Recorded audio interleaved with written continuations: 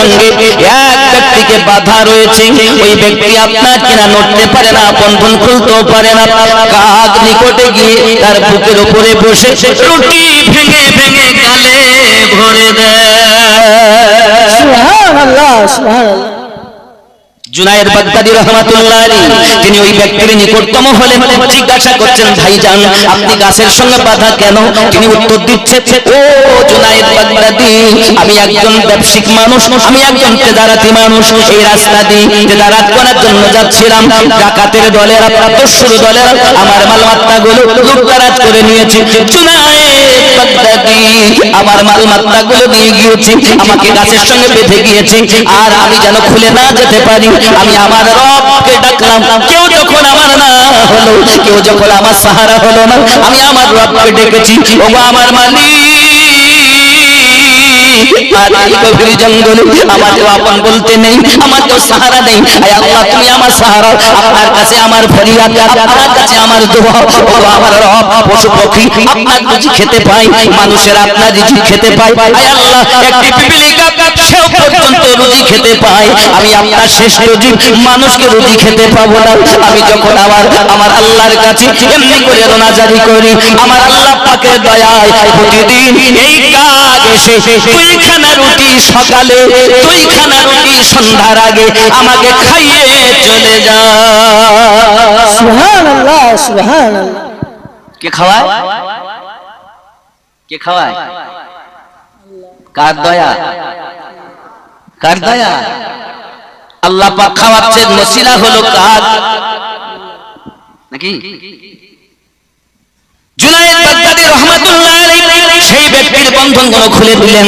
খুলে দেওয়ার পরে আল্লাহ পাকের কাছে সেই ব্যক্তি আল্লাহ দোয়া চাইলেন, রব্বে কারীম, তোমার নিয়ামতের শেষ করা যায় না মালিক, তুমি আমাকে গাছের সঙ্গে বাঁধা অবস্থাতে তোমার রিজিক আমাকে খাইয়েছো। ও আমার সোনামানিকেরা, পৃথিবীর জমিনে সেই রবের প্রতি ভরসা আমাদের নাই, ওই রবের প্রতি আমাদের ভরসা উঠে গিয়েছে।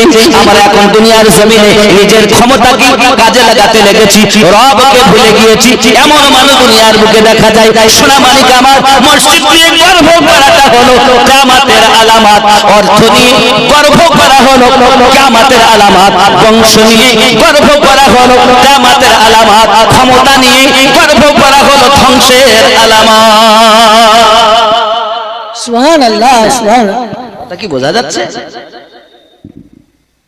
বাবজি আমার সোনামানিকেরা, আমি আপনাদের কাছে অনুরোধ করব, একটু খেয়াল করুন। পৃথিবীর জমিনে আল্লাহর হাবিব সাল্লাল্লাহু আলাইহি ওয়াসাল্লাম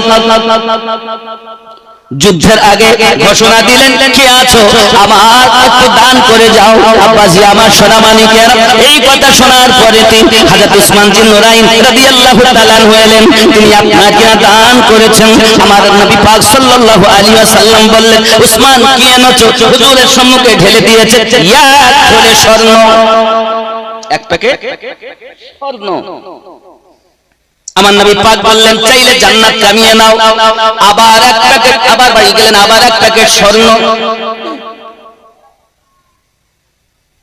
যুবক আমার, উসমান বিন নুরাইন রাদিয়াল্লাহু তাআলা আনহু এমন করে আপনার 3 ব্যাগ স্বর্ণ এনে দিয়েছেন। ও আমার জওয়ান যুবকেরা, ঠিক এমনি অবস্থায় আল্লাহর হাবিব সাল্লাল্লাহু আলাইহি ওয়াসাল্লাম আরেকদিন ডাক দিলেন, কি আছো দান করো। আব্বাজি আমার উসমান বিন নুরাইন গেলেন, যাওয়ার পরে ফিরে এসেছেন। নবী আমার জিজ্ঞাসা করছেন, উসমান কতটা নিয়ে এসেছেন? উসমান বিন নুরাইন বলেন, নবীজি আমার যত অর্থ আছে তার 4 ভাগ করে 1 ভাগ এনে আপনার কাছে দিয়েছি। হযরত ফারুক আযম ওমর রাদিয়াল্লাহু তাআলা আনহু তিনি চলে এসেছেন। নবী পাক আপনার বললেন, ওমর আপনি কতটা নিয়ে এসেছেন? হযরত ওমর রাদিয়াল্লাহু তাআলা আনহু বলেন, হুজুর আমি আমার যত অর্থ আছে তাকে 2 ভাগ করেছি, অর্ধেক রেখে এসেছি, আধা আপনার দরবারে নিয়ে এসেছি। ইতিমধ্যে হযরত আবু বকর রাদিয়াল্লাহু তাআলা এসে হাজির হয়ে গেলেন। আমার নবী পাক সাল্লাল্লাহু আলাইহি ওয়াসাল্লাম বলেন, আবু বকর আপনি কতটা এনেছেন? হযরত আবু বকর রাদিয়াল্লাহু তাআলা আনহু বলেন, নবীজি আমার যাহা ছিল সব আমি পোটলা করে নিয়ে এসেছি। আয় আবু বকর আপনি বাড়িতে কিছু নিয়ে খেয়ে আসেননি। আয় আমার আকা, আমি বাড়িতে আল্লাহ এবং আল্লাহর রাসূলকে রেখে এসেছি। সুবহানাল্লাহ, ইয়া রাসূলুল্লাহ, ইয়া আলী। ও শহরে মোহাব্বত আপনাদের আওয়াজ মনে হচ্ছে পিছন দিক থেকে কি হচ্ছে, কি হবে, এই বক্তব্যে আর কি হলো, কিছু করা যাবে না, এরকম ভাব। আব্বা আমার গ্রামটা খুব বড় গ্রাম না ছোট গ্রাম? আমি তো আপনাদের এমন কেউ নাই যে আপনারা আমাকে চেনেন না, সেই ছোটবেলা থেকে। হয়তো এখন যারা জন্ম নিয়েছে তারা চিনবে না, কিন্তু বেশিরভাগ ছেলেরা আমাকে চিনবে। কারণ কি, এই গ্রামে যখন মসজিদটাও শুধু বড় হয়ে ইট গাঁথা ছিল, প্লাস্টারও হয়নি, ছাদও হয়নি, টিকটিকি পা নাকি, এবং মাদ্রাসা বলতে তো তখন একটা ছোট ঘর মক্তব ছিল। তখনকার সময়ে আমি এই টিকটিকি পাড়ার ওই মক্তবের ছাত্র। আল্লাহর দয়া, ঘটনাক্রমে আমাকে এখান থেকে নিয়ে ওয়াহার আজিজিয়া মাসুমিয়া ওয়াহার দরবার শরীফে রেখে আসা হলো। সেই থেকে আজ, ইতিপূর্বে এসেছি আমি আপনাদের জালসাতে, যেহেতু চৈত্র মাসে হয়, কিন্তু এবার তো সম্ভব মনে হয় না, কারণ চৈত্র মাস ঈদ হবে 6 তারিখ, নাকি বলেন? ফাল্গুনের 6 রোজা, 5 তারিখে তারাবি পড়বেন, 6 তারিখে রোজা হবে, এটা বলছি ক্যালেন্ডার। এখন রব্বে কারীম ভালো জানেন, একদিন আগে হতে পারে, একদিন পরও হতে পারে। আমরা ভরসাকারী কাকে? একটু জোরে বলুন না সুবহানাল্লাহ। ও শহরে মোহাব্বত জহাं মুস্তাফা है, वही घर बनाने को दिल चाहता है, वही घर बनाने को दिल चाहता है। जो पूछा नबी ने जो कुछ घर भी छोड़ा, तो सिद्दीक़ अकबर के होठों में आया, तो सिद्दीक़ अकबर के होठों में आया। वहाँ माल दौलत की क्या है हकीकत, वहाँ माल दौलत की क्या है जरूरत, जहाँ दिल लुटाने को जी चाहता है, जहाँ जान लुटाने को दिल चाहता है।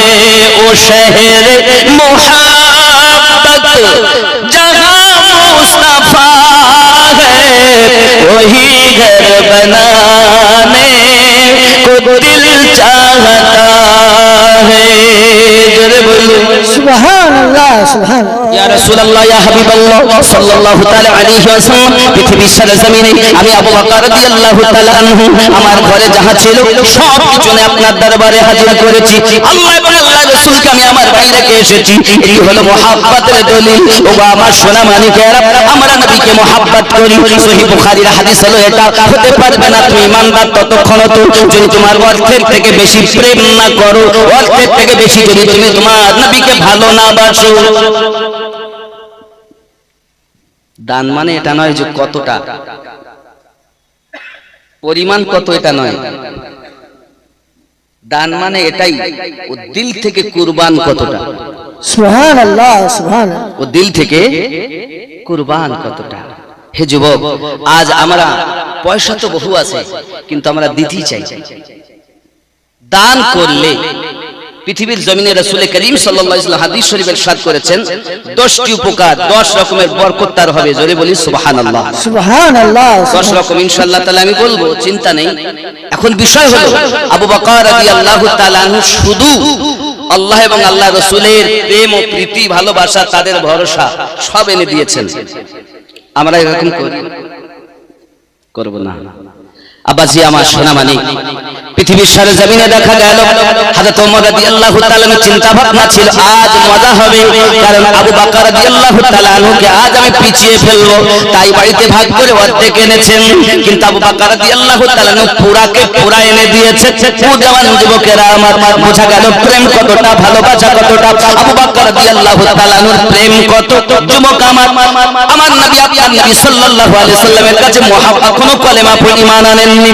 ব্যবসাতে দাঁড়াতে ঘুমিয়ে আছে,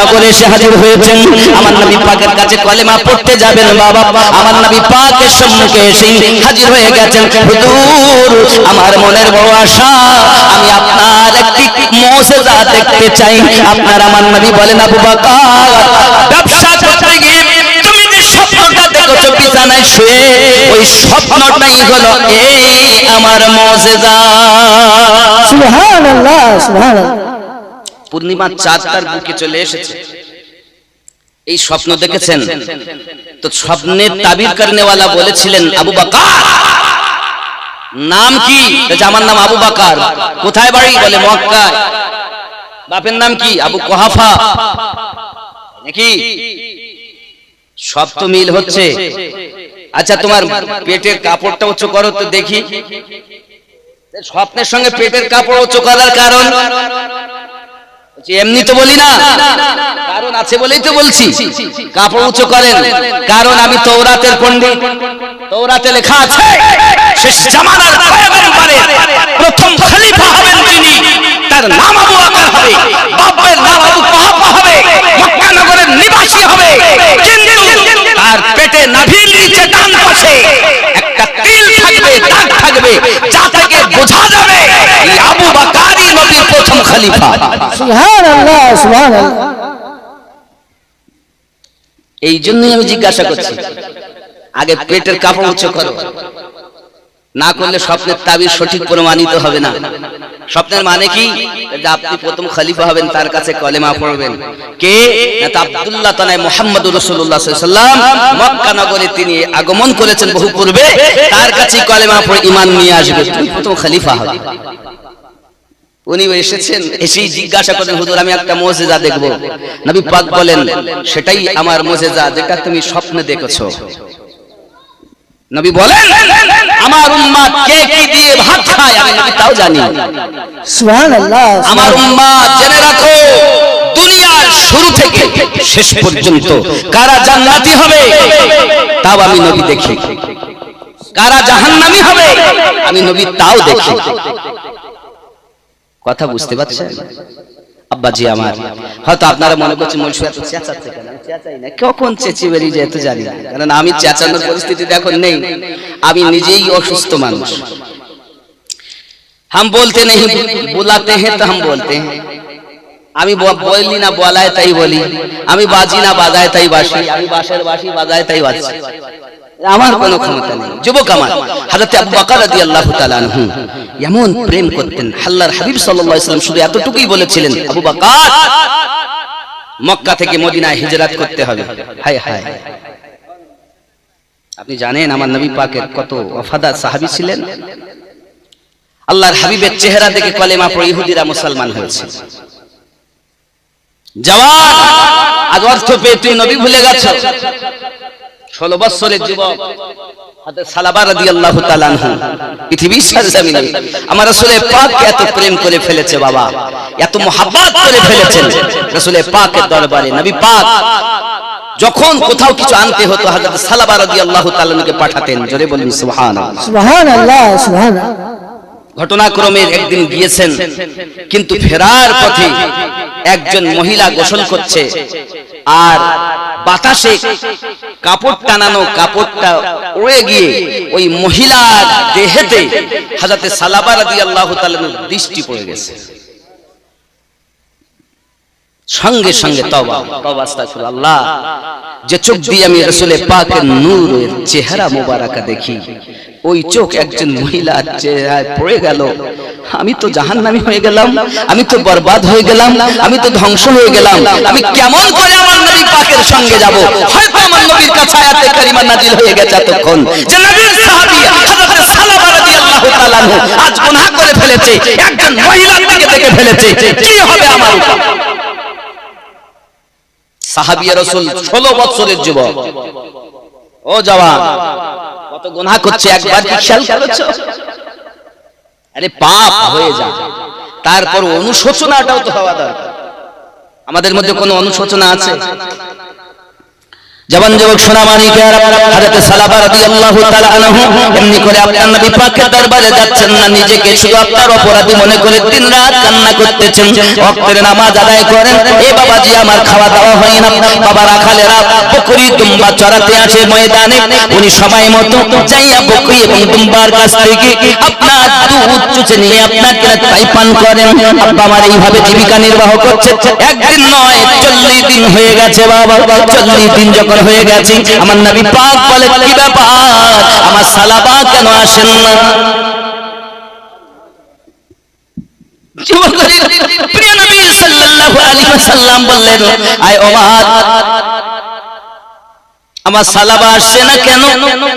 কোথায় পাঠালাম তো তাকে, কিন্তু আসে না কেন? কোথায় কি ব্যাপার, কোথায় আছে, খবর কি কেউ রাখো? হযরত ওমর রাদিয়াল্লাহু তাআলা হুজুর বলতে তো পারছি না, দেখাও তো হয় না, যাও তাকে খুঁজে আনো। আমার নবী পাক দুইজন সাহাবীকে পাঠালেন, যাও খোঁজো আমার সালাবাকে। খুঁজতে খুঁজে তারা খোঁজে, আব্বা আমার ময়দানে জঙ্গলে মানুষে খবর দেন, ওগো রাখালেরা আপনারা কি বলতে পারবেন এরকম তার চেহারা, এমন লম্বা, এরকম তার পোশাক, এরকম কোন বাচ্চা, এরকম কোন মানুষ আপনার কি কোথাও বসে থাকতে দেখেছেন, শুয়ে থাকতে দেখেছেন, কোথাও কি চলতে ফিরতে দেখেছেন? রাখালেরা বলে না, আমরা বলতে পারবো না, তবে আমরা একটা কান্নার আওয়াজ শুনতে পাই, এই দিক থেকে ভেসে ভেসে আসে। ওই কান্নাটা এত দরদ ভরা, হঠাৎ দেখি কান্না করতে করতে একটা ছেলে আপনার আমাদের দুম্বার কাছে আসে, আসার পরে আপনার দুধ পান করে, আবার কান্না করতে করতে চলে যায়। যখন পান করে তার চোখের পানি টপ টপ করে পড়তে থাকে, আবার দুধ পান করে চলে যায়। সে হবে কিনা জানি না, হযরত আমিরুল মুমিনিন ওমর রাদিয়াল্লাহু তাআলা বলছেন, হয়তো হতে পারে সেটাই হবে হযরত সালাবা রাদিয়াল্লাহু তাআলা আনহু। এই জওয়ান যুবক সঙ্গে সঙ্গে আমিরুল মুমিনিন বলেন, তাকে এখন কি আসার সময়? কিছুক্ষণের মধ্যে আসবে, মনে হয় আসার সময় হয়ে গেছে। ওনারা একটু লুকিয়ে থাকলেন। হযরত সালাবা রাদিয়াল্লাহু তাআলা চোখের পানি ঝরাতে ঝরাতে টুক টুক টুক করে যখন আপনার ওই বকরিদের কাছে এসেছেন, আসার পরে দুধ পান করতে যাবেন, হঠাৎ আমিরুল মুমিনিন রাদিয়াল্লাহু তাআলা নিকটে গেলেন। যাওয়ার পরে আব্বাজি আমার তিনি করলেন কি, সঙ্গে সঙ্গে ধরে নিয়েছেন। হযরত সালাবা রাদিয়াল্লাহু তাআলা বলেন, আমিরুল মুমিনিন ছেড়ে দিন আমাকে, আমি যেতে পারবো না, আমি পাপী হয়ে গেছি, আমি জাহান্নামী হয়ে গেছি, আমি গুনাহগার হয়ে গেছি, আমি আর যেতে পারবো না রাসূলের পাকের দরবারে। সালাবা কি হয়েছে তোমার, কেন কাঁদো, কি অপরাধ? আল্লাহর হাবিবের আপনাকে প্রতিনিধি করে পাঠিয়েছেন, কিন্তু আপনি কেন যাচ্ছেন না? 40 দিন বলে আর যাবে না, আমার মতো গুনাহগার হয়তো আর কেউ নাই। কি অপরাধ, যত অপরাধ করো না কেন রাসূলের পাকের দরবারে চলো, ওই দরবার এমন দরবার আপনাকে আলা বানানো দরবার। সুবহানাল্লাহ, সুবহানাল্লাহ। বাবজি সাহাবী রাসূল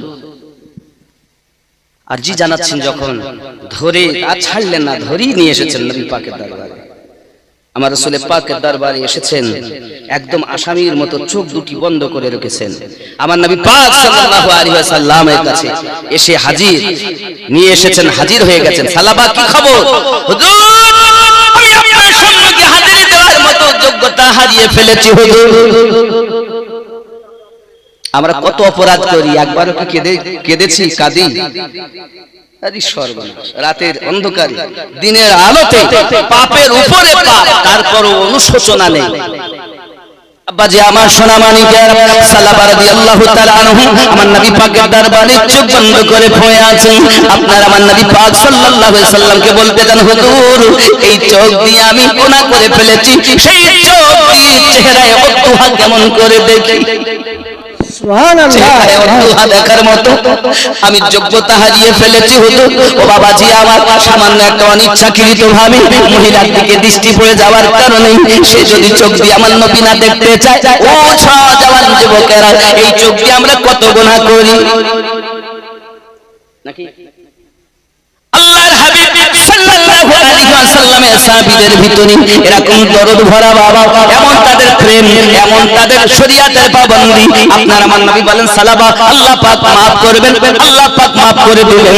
কি অপরাধ একবার কি বললেন, হুজুর আপনি আমাকে পাঠিয়েছেন, আমি ওখানকার কর্ম সেরে আসতেছি, প্রতিমধ্যে আমি দেখি একজন মহিলা এক গোসলখানায় গোসল করতেছি, কিন্তু সম্মুখের কাপড়টা সরে যাওয়ায় তার চেহারায় তার বদনে আমার দৃষ্টিটা পড়ে গিয়েছে। হুজুর আমি দেখতে চাইনি, দেখার সঙ্গে সঙ্গে চোখটাকে বন্ধ করে নিয়েছি হুজুর, হাত দিয়ে এই চোখ বন্ধ করে নিয়েছি, আর নিজেকে অপরাধী মনে করেছি।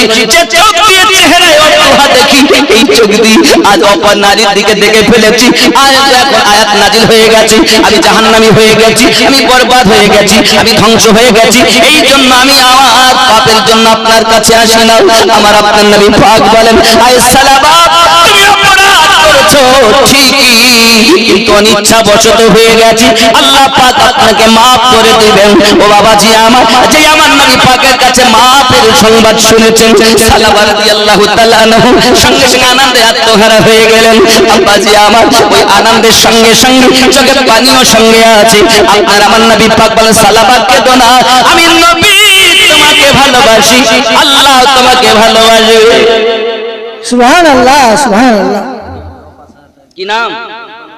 ওয়াজ বানু দেওয়া 5000 টাকা আল্লাহ দান কবুল করুন, দুনিয়াতে বরকত দিন, আল্লাহ তার স্বামীর কবর জান্নাতের টুকরা বানিয়ে দিন। জোরে বলুন আল্লাহুম্মা আমিন। আল্লাহুম্মা আমিন। কি বাবা? ওয়াজ বানু বাবা, আল্লাহ দান কবুল করুন, আল্লাহ দুনিয়াতে বরকত দিন, আবিদা জাহিদা বানিয়ে দিন, আল্লাহ এ দানের বিনিময় তার রিজকে বরকত দান করুন। জোরে বলি আল্লাহুম্মা আমিন। আল্লাহুম্মা আমিন।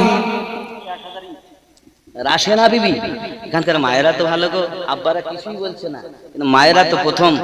রাশেনা বিবি 1000 ইট, নারায়ে তাকবীর, আল্লাহু আকবার, নারায়ে রিসালাত, ইয়া রাসূলুল্লাহ, নারায়ে রিসালাত। ইয়া রাসূলুল্লাহ। দাতা যাবে বেহেশতে দিন কাটাবে সুখে, বখিল যাবে দোজখে দিন কাটাবে দুঃখে। দাতা তরে খোলা আছে বেহেশতেরই পথ, সকাল সন্ধ্যা ফেরেশতারা করে মেরামত। লা ইলাহা ইল্লাল্লাহ, লা ইলাহা ইল্লাল্লাহ, লা ইলাহা ইল্লাল্লাহ মুহাম্মাদুর রাসূলুল্লাহ। আল্লাহুম্মা সাল্লু আলা সাইয়্যিদিনা মাওলানা মুহাম্মদ ওয়া আলা আলি সাইয়্যিদিনা মাওলানা মুহাম্মদ। নবী সাল্লাল্লাহু আলাইহি ওয়াসাল্লাম বলেন, দুনিয়ার জমিনে সাদকা জারিয়া হলো মসজিদ। এটা আপনার কিনা আল্লাহর হাবিব 9-11টা যে বর্ণনা দিয়েছেন, 11 রকমের ফজিলত, তার ভিতরে 9 নাম্বার হলো সেই মুসলিমের হাদিস। আপনার সাদকা জারিয়া 3 প্রকারের। আব্বা আমার, যদি কেউ মসজিদ বানিয়ে যায়, মসজিদ সেই মুসলিমের হাদিস, মসজিদ যদি বানায় সাদকা জারিয়া হবে। সুবহানাল্লাহ, কিতাব লিখে যায়, কিতাব, এই কিতাব লিখে গেলে সেটাও সাদকায়ে জারিয়া। কেউ মাদ্রাসা করে গেল, ঈদগাহ করে গেল, একটা টিওয়াল পুঁতে গেল, কুয়া দিয়ে গেল, মানুষের উপকারে আসলো, সাদকায়ে জারিয়া হবে। নেক্সট সন্তান রেখে গেল, সে সন্তানের জন্য অনেক মানুষ অজানা পথ পেল, সেটাও আল্লাহর হাবিব বলেন সাদকায়ে জারিয়া। জোরে বলুন সুবহানাল্লাহ, সুবহানাল্লাহ। আপনাদের এই কালিকাপুরের যে মসজিদ, অক্তিয়া মসজিদ, এই মসজিদ কিয়ামতের দিন গলতে চাইবে না। কেন বলো না? আমাকে যারা ভালোবেসেছে আল্লাহ, কেউ একটা ইট দিয়েছে, কেউ 1000 ইট দিয়েছেন, কেউ 500 ইট দিয়েছেন, কেউ একটা পাখা দিয়েছেন, কেউ 10,000 টাকা দিয়েছেন। আল্লাহ আমাকে যারা ভালোবেসেছে আমি তাদেরকে বুকে করে নিয়ে যেতে চাই। ये চলবে আবার। সুবহানাল্লাহ, সুবহানাল্লাহ। এরা হবে বগি, দুনিয়ায় যত মসজিদ সব হবে বগি, আর ইঞ্জিন হবে আল্লাহর খানায়ে কাবা। সুবহানাল্লাহ। ইঞ্জিন হলো কাবা আর বগি হলো দুনিয়ার মসজিদ। যত প্যাসেঞ্জার উঠবে সব জান্নাতে এই মসজিদ নিয়ে ভরবে। জোরে বলুন সুবহানাল্লাহ, সুবহানাল্লাহ। আব্বা আমার, কে আছেন আল্লাহর ঘরে 10,000 টাকা দিতে পারবেন, 10,000 টাকা দিতে পারবেন? এমন কেউ নাই সৎ সন্তান মায়ের জন্য দিবেন? তাহলে আমি আপনাদের বলবো 10টির মধ্যে একটি, ধরেন 11টার মধ্যে একটি বলে 4 ও 10টা বলবো। এমন কেউ আছেন 10,000 টাকা দিবেন?